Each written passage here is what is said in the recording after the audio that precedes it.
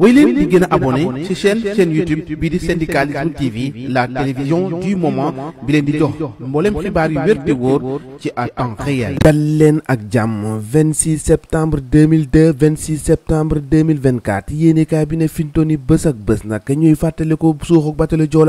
Joola mu di jëye ji nga xamante ni si moo gën a rëy ci histoire du Sénégal ci jamono ji nag daanaka kenn du ko fàtte tey jii nag la mbir ma amoon ba lu ëpp nag ñaar téeméer ak ñeent ba lu ëpp nag lu tollook ñaari junne ci ay bakkan yoo xamante ni si jare nañ foofee ñàkk seenu bakkan Walfadjri quotidien ne conférence de presse nag premier ministre ak commémoration du naufrage de Joola risque d'éclipse du Joola yéenekaay bi ne boo moytu nag bateau Joola boobu foofu la ñu jaaree fàtte ko ndax yi réy bii nag lañ ko waroon a fàttaliku waaye nag am na yeneen xew-xew yoo xamante ni si gouvernement bi teg na ko nag te yow moytu nag loolee dina ko dal dee suul yéenekaay bi de verdict nee na naufrage du Joola nag la Joola un devoir de mémoire war a fàttaliku ñi nga xamante ni si ñoo loru nekk ci boobu le xew-xew jéye ju métti ji daloon Sénégal ci bés ni ki tey ci atum 2002 yéenekaay bi naka foofee ca États-Unis foofee la yéenekaay bi naka na Soleil dal dee yëkkati kàddu yi nga xamante ni Bassirou Diomaye Faye yëkkati na ko ci assemblée générale de l'ONU discours boo xamante ni si taarix dina koy jàpp noonu la ko yéenekaay bi xëy fësale nee na ni ki démb nag moom Bass yëkkati na ay kàddu yoo xamante ni jëm na ci unité ak diversité boo xamante ni jàpp na ne moo war a dem caabi ji nga xamante ni si mooy garantir wàllum jàmm moom président Faye wax na nag ne Sahel bi warta doon gox gi nga xamante ni si